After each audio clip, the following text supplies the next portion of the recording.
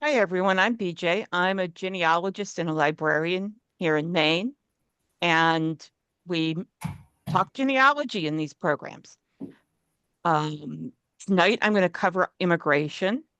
I know it's a touchy subject politically. I'm going to try to stay away from that.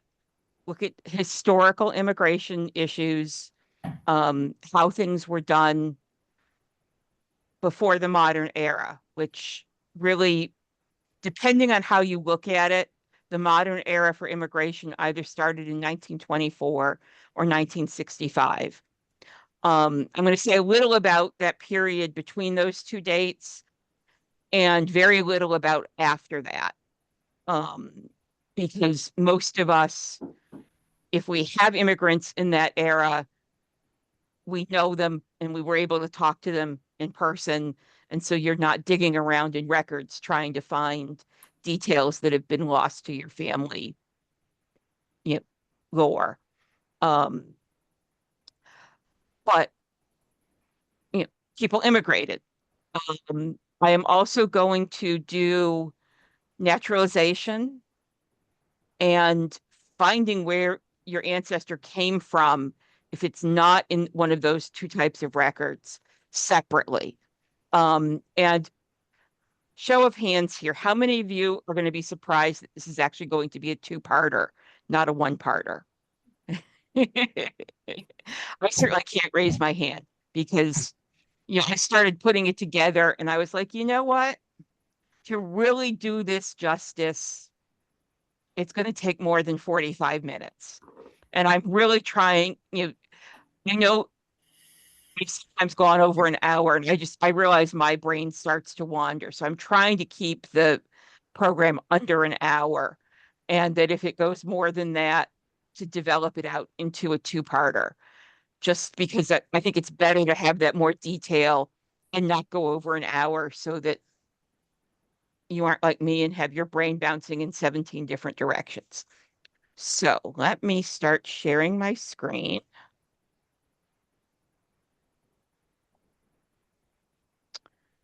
and do that. And then do the couple little housekeeping things that I need to set up because the turning on the screen sharing makes them disappear. Maybe there's a better way to do this, but who knows? So you'll just listen to me mutter for a minute while I put it together. Everyone seeing my screen? Yes. And if you haven't muted yourself, you might want to do that just for the sake of the um, recording. But if you have questions, feel free to poke in. So, immigration. First off, I want to deal with a couple myths. One of which is that names were changed at Ellis Island. They were not. We'll come back to that. But see this picture? This is when one ship came in. It's very much like now.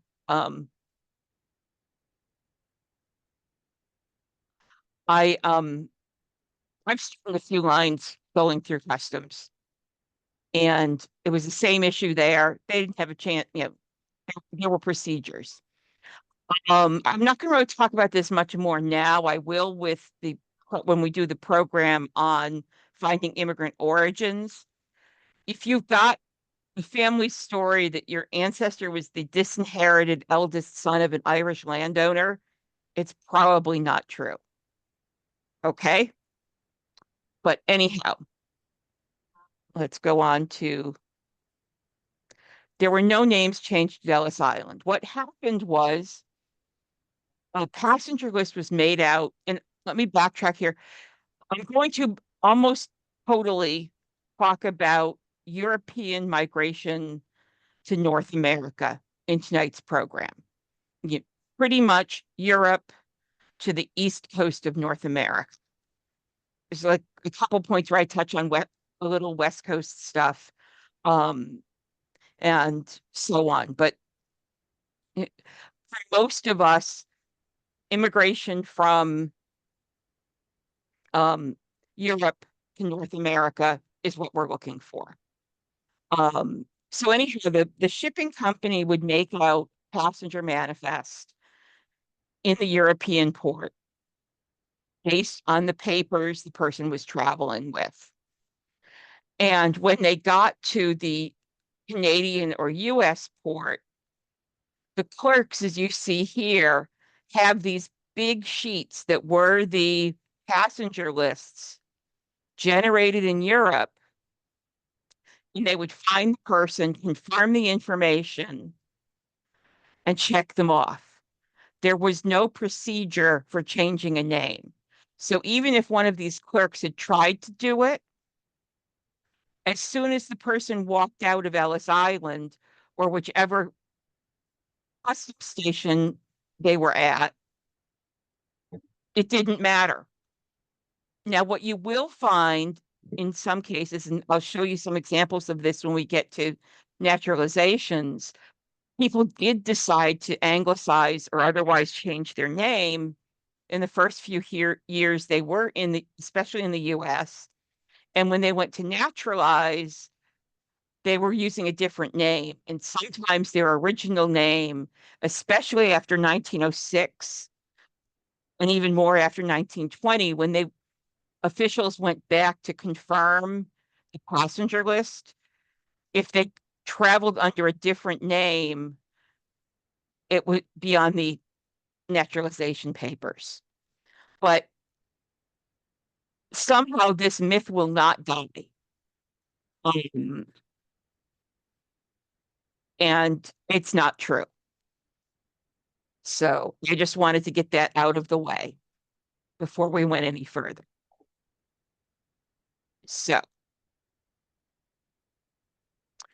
um, the other thing is, and I've worked with many, many people who've looked at the Ellis Island website, couldn't find their ancestor, and was convinced that they'd never find them. Well, one of the things to remember is that Ellis Island was the port of New York. It was not Halifax, Boston, Philadelphia, Baltimore, Charleston, South Carolina, or New Orleans. And before the devastating hurricane in 1906, Galveston was also a fairly big port for incoming immigrants. Ellis Island operated in New York from 1892 to 1954. And my understanding is that after about 1940, people coming through went way down. They were more likely to come by plane or come through other ports and such. And it was closed in 1954. Castle Garden had been the earlier, um, basically building for immigration, and it was outgrowing the space, and the building was getting older, and they built Ellis Island. Um, Portland, Maine could have been their incoming spot or port. Um, some ships went to Montreal rather than Halifax. Um, and you got smaller ports. You got very few people going into Florida, which, if you looked at today's demographics, would be where you'd think people would have gone. But in this time period, Florida was pretty empty. Um, and it was a longer trip. Um, the other thing to think about is from about 1855, when Castle Garden opens, you get trains. And I'll talk a bit more about this in a little bit, but you had people who were really coming whose destination was not the East Coast.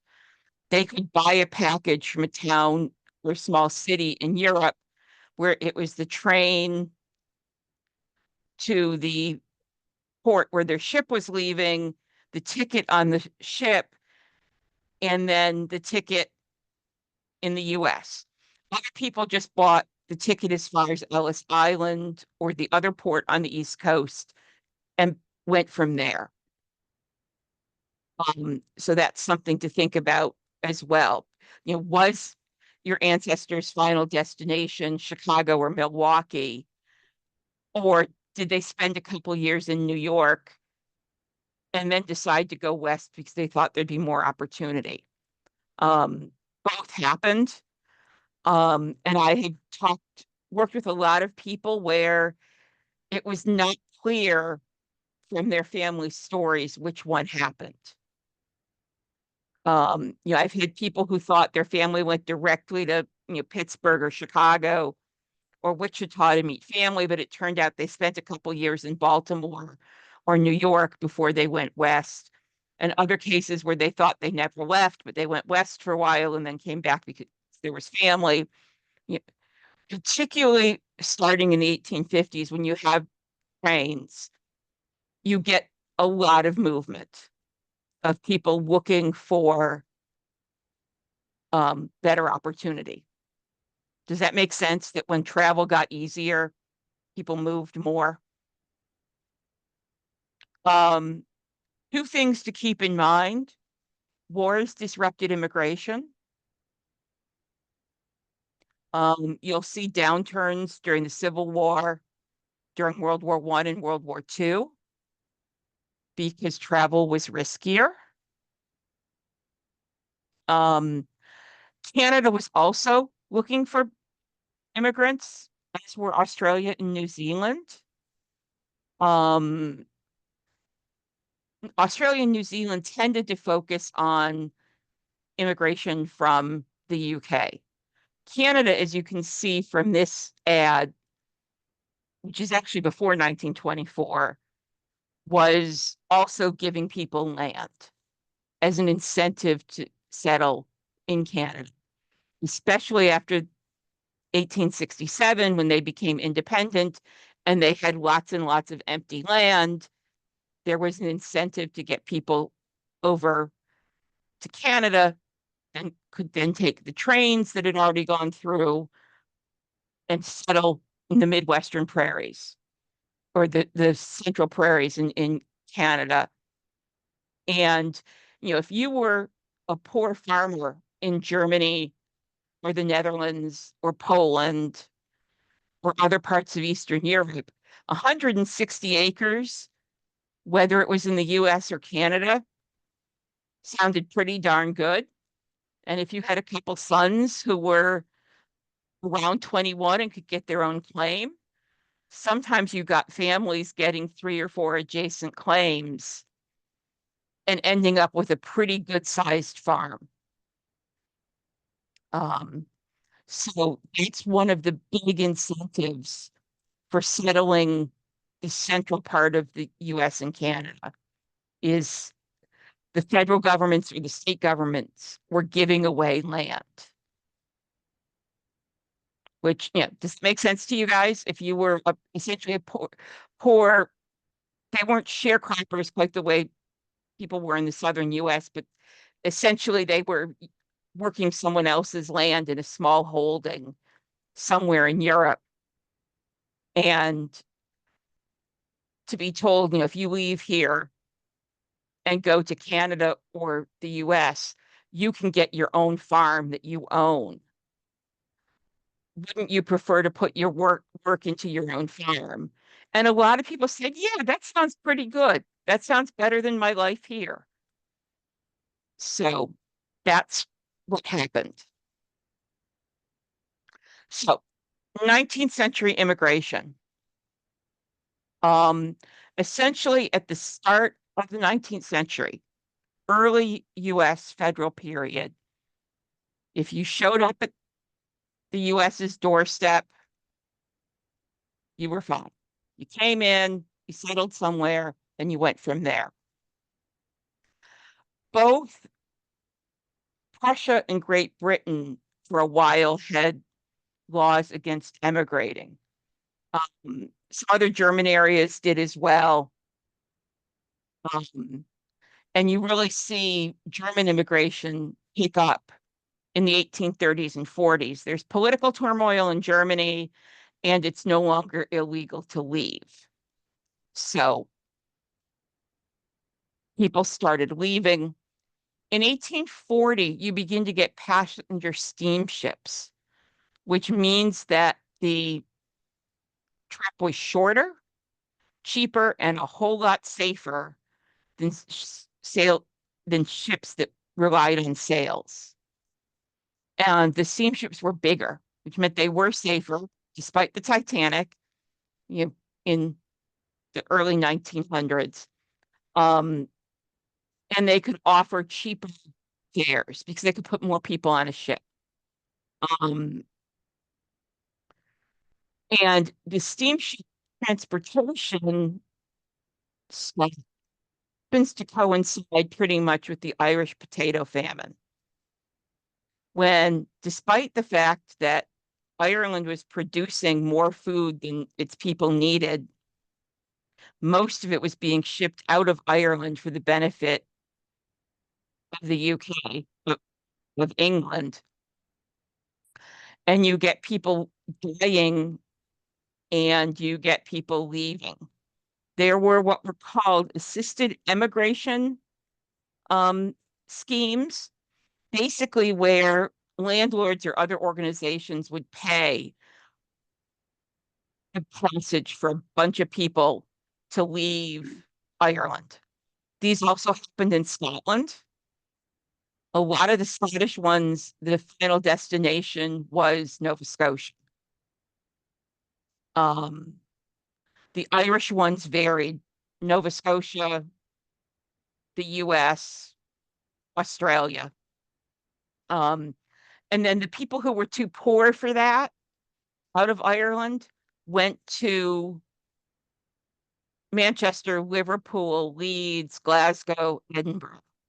It's really interesting to read the 1841 census in those cities where there are very few people born in Ireland. And by 1851, there are pages after pages of people born in Ireland.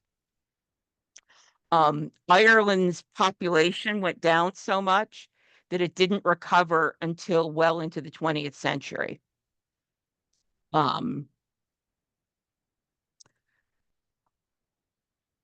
To the extent here, in 1860, 1 out of every 4 people living in New York City was born in Ireland. Does that tell you how many people left Ireland and how big a percentage of New York City um, residents were immigrants? So that's something to keep in mind as well. And a lot of those people, again, they had gone there, they stayed there. In the case of the Irish, relatively few went back to Ireland. Um, I'm not sure I'm going to talk about it tonight, but you also find that a lot of Italians came to this country for a while, went back to Italy for a while, and then may or may not have come back to the US. Um, One of the women I know through the Strathclyde program has been looking at, her doctoral thesis is looking at return migration. And it happened much more than our high school history textbooks tell us. Um, in 1864, you get the first federal official who's under the Secretary of State for immigration. Um, Before that point, there really wasn't much. Basically the rules were about being naturalized before this point rather than immigration. In 1875, you get the first real regulation where they say if you're a prostitute or convict, you can't come into the country. But how many people are getting off the ship at Castle Garden or in Boston or in Baltimore? And customs, if the immigration clerk asks, are you a prostitute or convict? How many people are actually going to say yes? And often there was not a way to track that. Um, and one of the things to remember is as this goes along, the shipping company was responsible for returning anybody who was rejected, which means that a lot of the enforcement of this before 1924 is actually on the shipping company's end, not the US government. The US government says you can't come here if you're a prostitute, but they have no way of checking. It's the shipping company that can check in Hamburg or Bremen or one of the other cities people leave from. Does that make sense? Why the shipping company doesn't want to bring people who are going to be rejected, and why, with the lack of information crossing the Atlantic, you're not going to get people being caught the way they might be now. What's interesting is in the 1880 census, the US population was about 50 million. And in the next decade, slightly over 5.2 million people immigrated to the US. That would be like almost 40 million people immigrating to the US in the next 10 years. Um, in 1882, you get a few new things come along in terms of regulations. One is mostly the West Coast. That's the Chinese Exclusion Act, which sounds like just what it did, just what it said. Um, there were a few people on the East Coast of Chinese extraction. There's actually a fairly well-known one here in Maine that a former coworker of mine is descended from. And we've been looking at seeing if we can figure out where he came from. But it mostly affected the Western ports, not the Eastern ports. And that's a lot just because of geography. It was a whole lot further to get from China to the East Coast of the US by ship than it was to new cities like San Francisco. The government also started a 50-cent tax on every immigrant, which was not a huge amount, but it was substantial. And then they added lunatics, idiots, those who were likely to need public funds, or those who were convicted of political offenses to the people who couldn't come. Now, again, if you'd been convicted of a political offense in Europe, you show up on the um, you know, Philadelphia port and they ask, have you ever been convicted of a political crime? Who's going to say yes? Most of the people who were excluded under this were unmarried. A lot of them were unmarried women who were obviously pregnant. And they often, again, got excluded from getting on the ship in Europe because the shipping company did not want to have to send them back and pay for taking them back. In 1891, you actually get a Bureau of Immigration, not just a commissioner under the Secretary of State. It's part of the Treasury Department. As those of you who've been around, one of my things I say often is lots of these things come down to money. And immigration was partly money. They did start having medical exams of people coming in. They were looking for tuberculosis, pink eye, a few other things like that. So they were, so again, a lot of times the issue was found in Europe before the person got on the ship. You did also in a very anti-LDS/Mormon move, anyone who was a polygamist was forbidden to come into the country. Which, if you know your Western American history, that exclusion makes sense.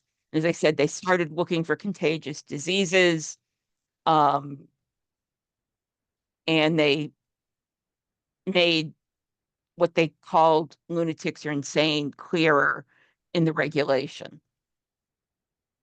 So let's take a look here. So you have, this is from 1870. It was a pamphlet about why Wisconsin was a great place to settle, distributed in Germany. Here in the middle, you get an ad for a steamship company and saying we've got the lowest rates to these places. It connects to the train and so on. So, and where you can buy.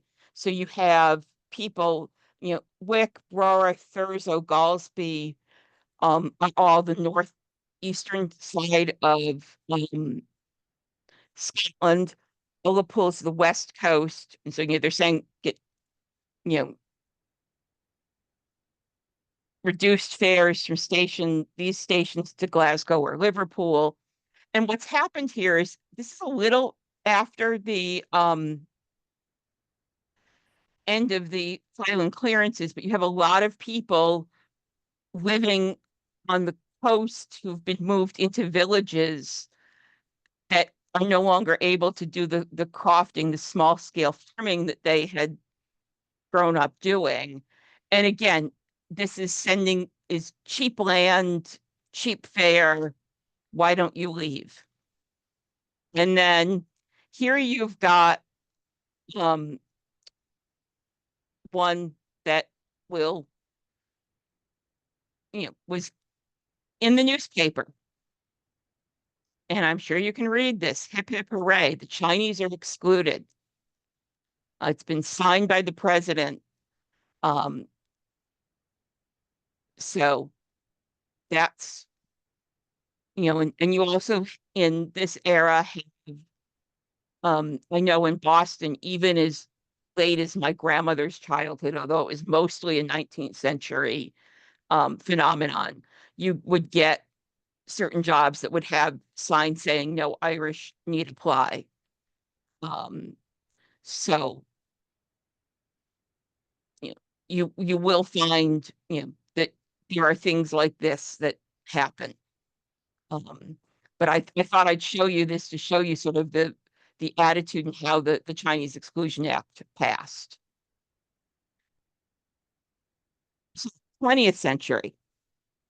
Again, in 1903, you get oh, and I see mistake there. Anarchists specifically excluded from entry. Um, it was an anarchist who had shot McKinley at the Pan American Exposition in Buffalo in 1901. And so they passed no anarchists. And again, who was going to say yes, they were an anarchist? Now, up to this point, most of the control over immigration and naturalization is sort of diffused around the government. Naturalization gets taken out of local hands in 1906. Up until that point, any court in the country could naturalize somebody. And every port had its own forms, some better than others in terms of what we as genealogists want to see.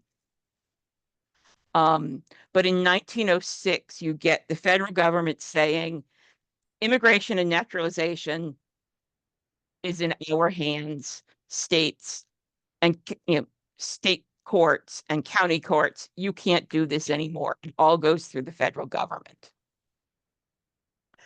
A law is passed in 1915 that is similar to the Chinese Exclusion Act for Japanese citizens.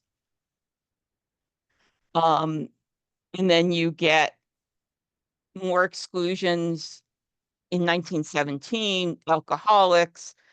Up until this point, stowaways were not penalized. Um, and then in the 1920s, you get real tightening. Before 1924, you really didn't have any quotas. It didn't matter. If you were European and weren't excluded by one of the things that I've talked about, you could come in.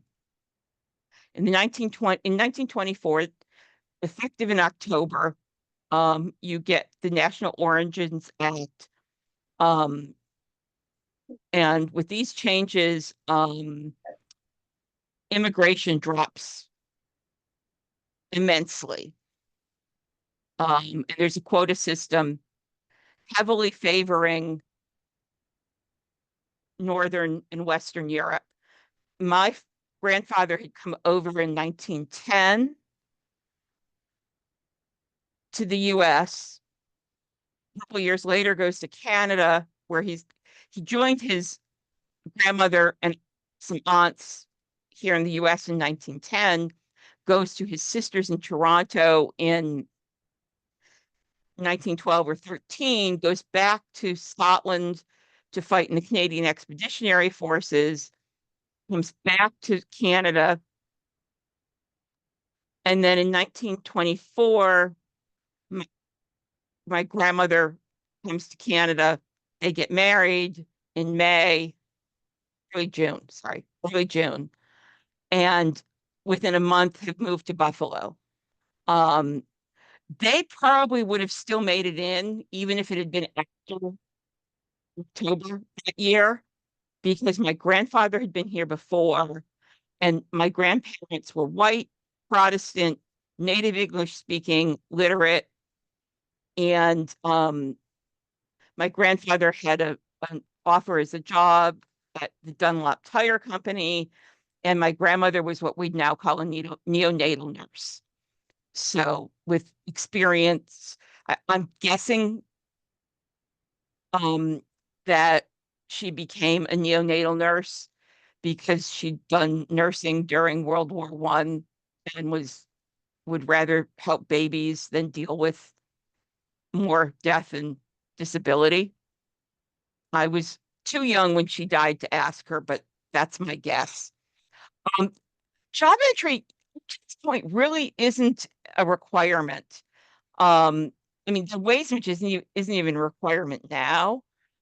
There was the not becoming a public charge that came in the late 19th century, but that's different than having a job. Um, you know, I think the assumption through most of this era up through the 1920s is if you showed up and you were healthy, you'd be able to find work. And so I think that was, you know, because young men who came alone could find farm work, young women who came alone could find work as a student. Both men and women could find factory work. Um, so that's really not a huge determinant through this era. Um, and then, as I said, there's another change in 1965, and we'll be able to see this when I show you a couple of the numbers here in a minute.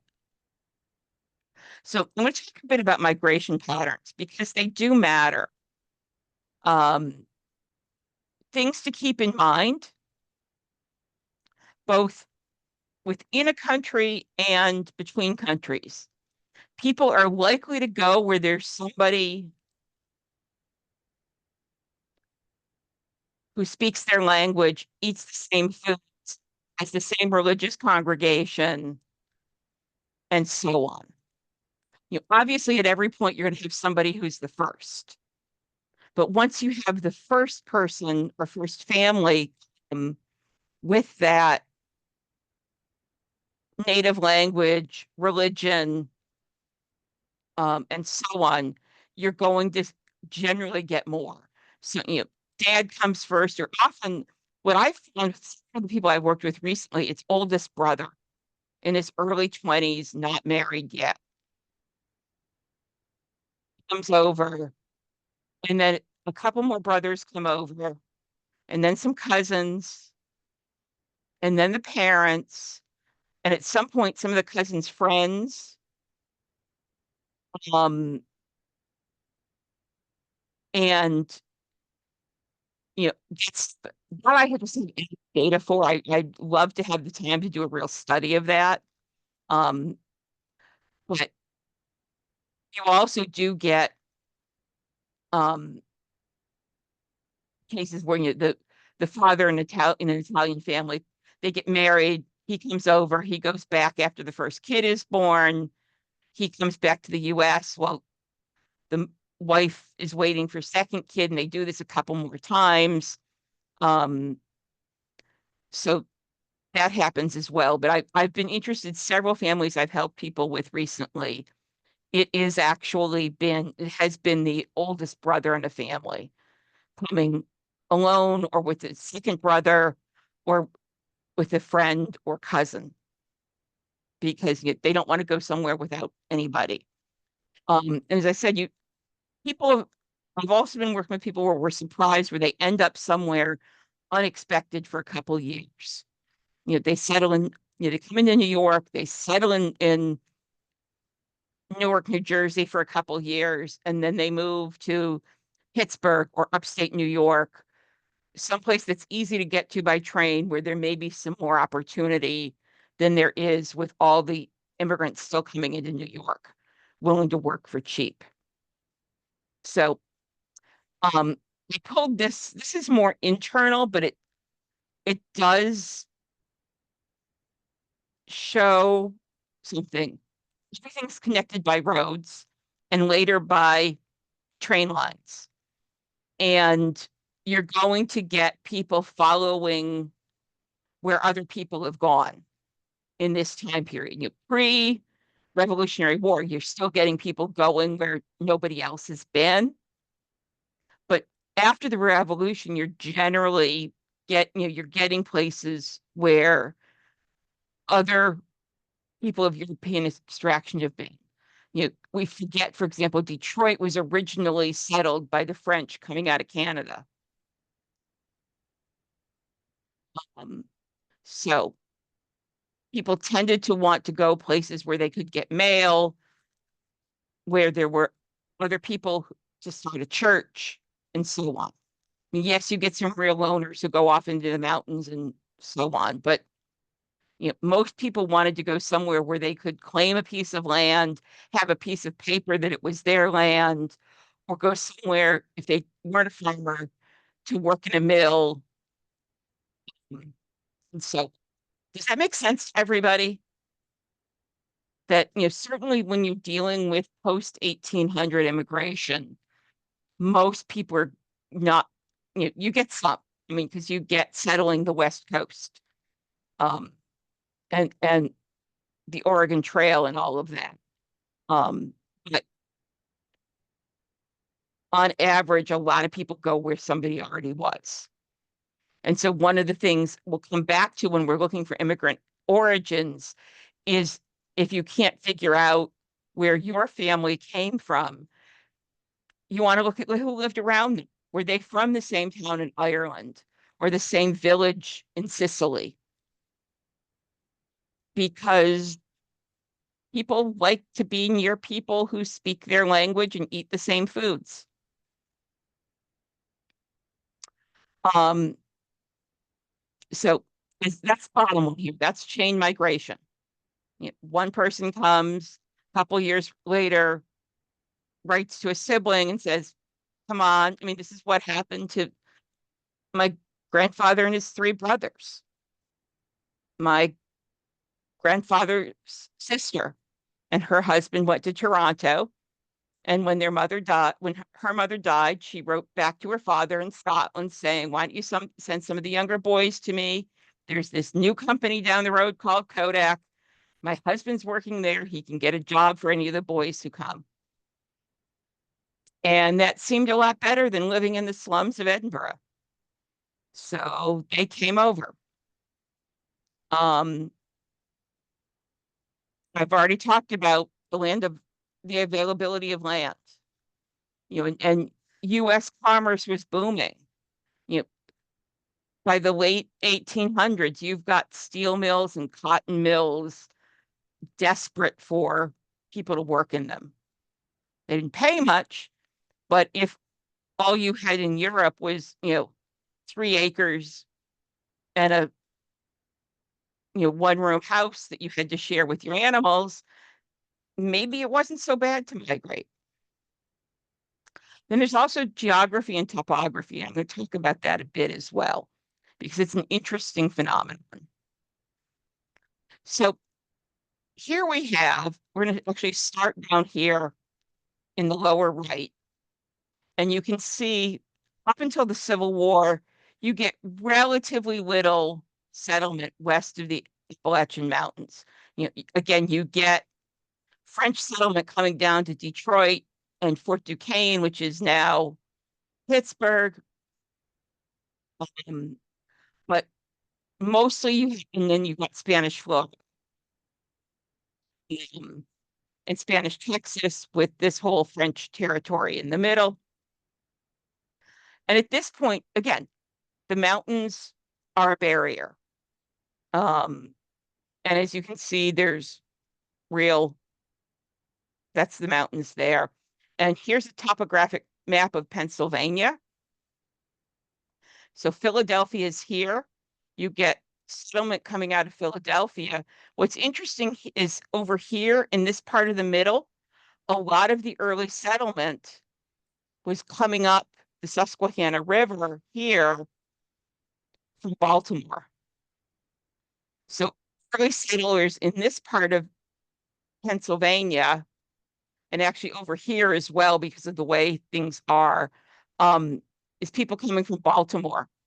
And then you get early settlement up here on Lake Erie coming down from the Erie Canal in New York, because you could go through the Erie Canal, the Mohawk River, and then the Erie Canal, and then there's Lake Plain down to what's now Erie, PA. Does that make sense how you get that different settlement because of where the mountains are? I mean, these aren't huge mountains, but if you didn't have a car and you had to hike over them or run your horse over them, they were not fun. Actually, they're quite frankly not that fun in many cars. And then later, this is actually showing escape routes for people who were enslaved, but it shows even there you get migration patterns that are pretty typical, where you see right here in the middle, this is where the Appalachian Mountains are. And so for enslaved people from this part of the South were heading to Detroit or up here, while those from Georgia and South Carolina were headed up the coast here. Because again, those mountains were not easy to cross. And then one last one on the typography. Again, you get settlement here in the Midwest because, and a lot of it in the late 1800s, both of people who were born in along the East Coast. Maine had a tremendous number of people leave in the 1850s to 1870s to settle out here. But again, you would go, across New York, the Erie Canal, and then later the railroad that goes along there. And then it was quite easy to either go by land on the Lake Plain with, I mean, this is still how the train from Boston to Buffalo to Detroit to Chicago. Or, and this is flat, it's good farmland. Um, it's enough moisture, unlike down here. So, you can see how this area got heavily settled fairly early on. It was good farmland. It was easy to build railroads. Um, so, oops, I went the wrong way. And then just looking at this, going back to about the time of the American Revolution, You get a lot of English settlement here in New England. You get people with Dutch ancestry here in New York, lots of Germans to Pennsylvania, and a few down here to North Carolina. You get the Scots Irish living sort of in the Appalachians in their foothills. You get people of African descent. You see here in Newport, New York, Philadelphia, Charleston, and Savannah, time of the American Revolution, or the five Jewish synagogues that exist in what became the US. Um, so there was some essentially ethnic sorting because of where people went. And this gives you an idea of travel. If you're just walking and carrying any weight, 15 miles a day is about what you're going to be able to do, especially long term. Horseback takes that up to maybe 25-ish in average. But then you can see the steamship really helps with that. You get, and this doesn't have rail on it, but rail greatly cuts down on these times as well. And so a couple more ads here. Here's one from Germany in 1857, $24 US to get from Germany to New York. Here's another one from 1867 that's advertising cheap rates. And here it's looking at, this is the railroad saying, we'll take you out west where there's good soil for wheat, corn, and fruit in Kansas. So there was a huge industry around moving people to the United States and Canada and then moving them off the East Coast once you get settlement in that middle part of the country. So looking at this dark blue is immigrants from Europe. We've got 20 each of the years of the census across the bottom, and this is millions of immigrants. The light blue is Asia, the turquoise, the bright green is other places in the Americas. And then this orange is from Oceania. And then not specified. Orange is Africa. That little red one is Oceania. So people from Samoa, the Philippines, places like that. So again, you can see here's the 1924 change. Then you get World War II, and then you get the 1965 change, which essentially removes the barriers for Asian immigration. It's really the end of the Chinese Exclusion Act and that Alien Act that made it hard for people who were Japanese. So that's just something to keep in mind. This looks at it by country, but you see the same sort of, Ireland peaks here, Germany peaks here, Italy and Russia peak here. You get a lot of Canadians at this point because with World War I going on, it's one of the few places where people can safely emigrate. And then again, you see the drop in 1924, and then the change in the 60s. And this is as a percentage of the US population. So what you can see here is that very early on, this is a lower number than here or here, but it's a bigger percentage of the US population.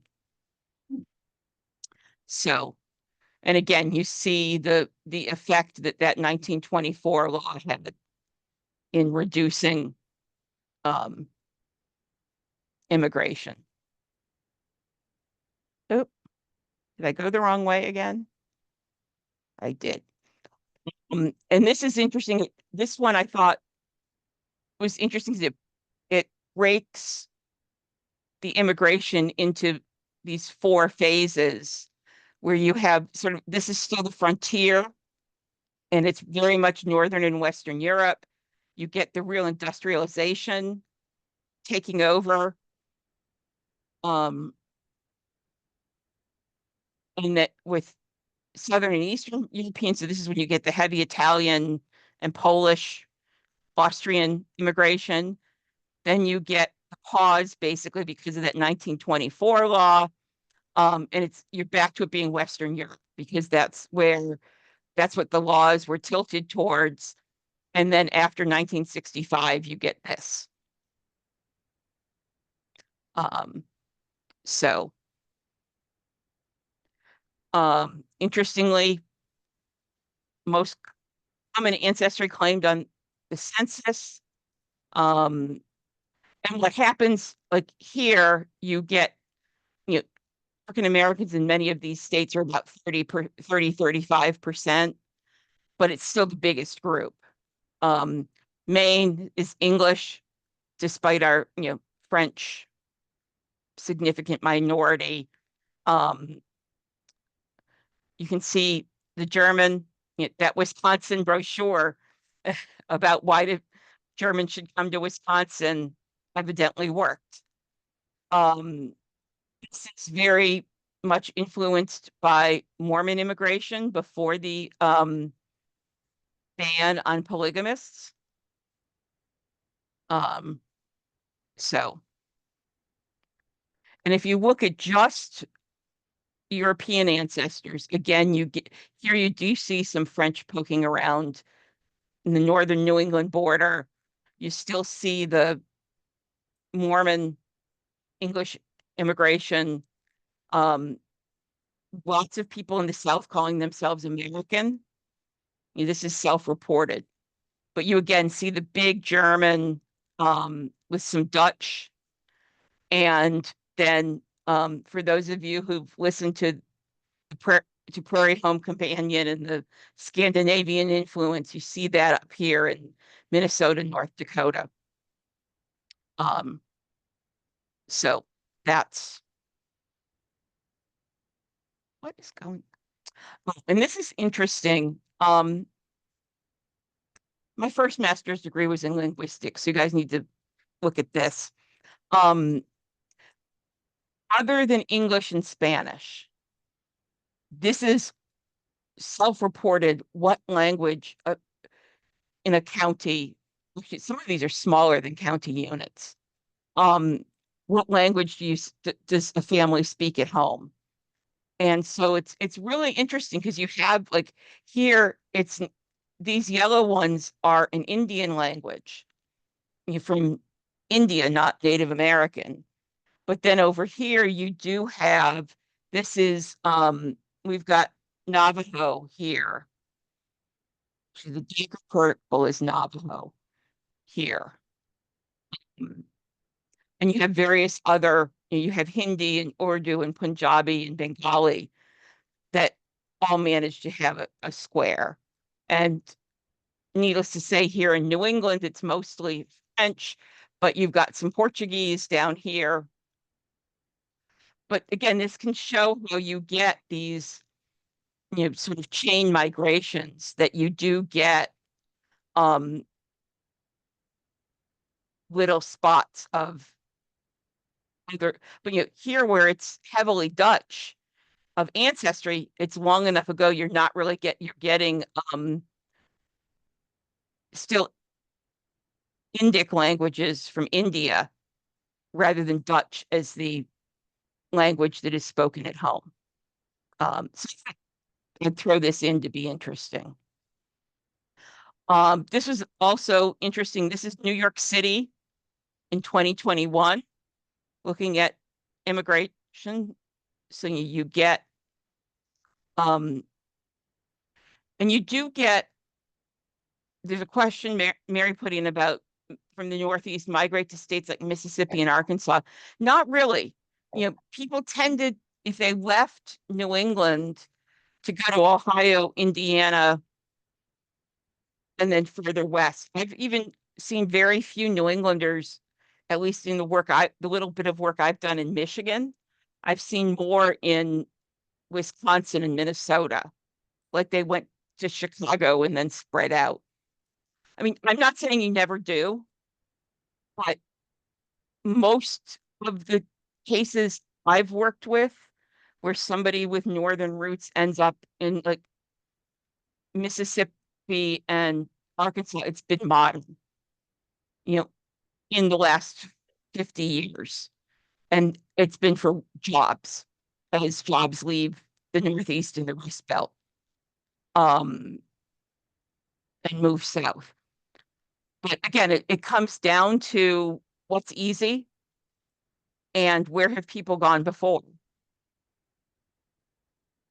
Um, there's some interesting map. Try to find one. There's some interesting maps about looking at data of how people interact with other people. And even now, when you do things like Facebook connections, there is still sort of a line east-west that divides the north and the south on the East Coast with interactions. So, okay, I'm going to stop here.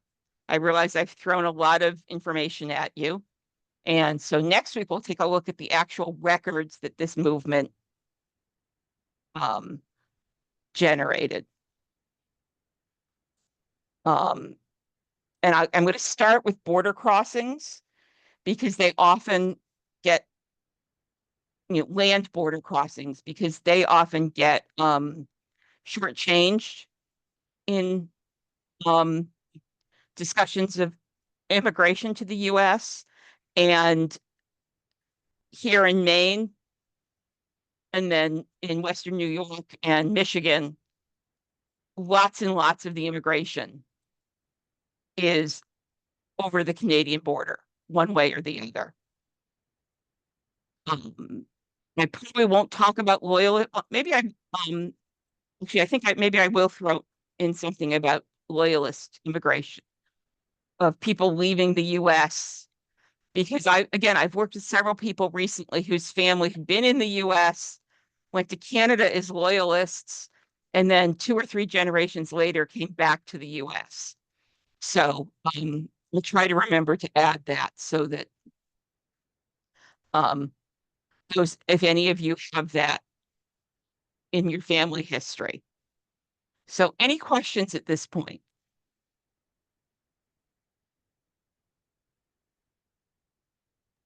Yeah, I've got one. Um, is it possible that someone who comes from a very religious type family in Connecticut who sort of disappears from Connecticut and ends up crossing the Appalachian Mountains into Mississippi, but lives with a physician for a while, but then goes to Transylvania Medical School in Kentucky? Would it be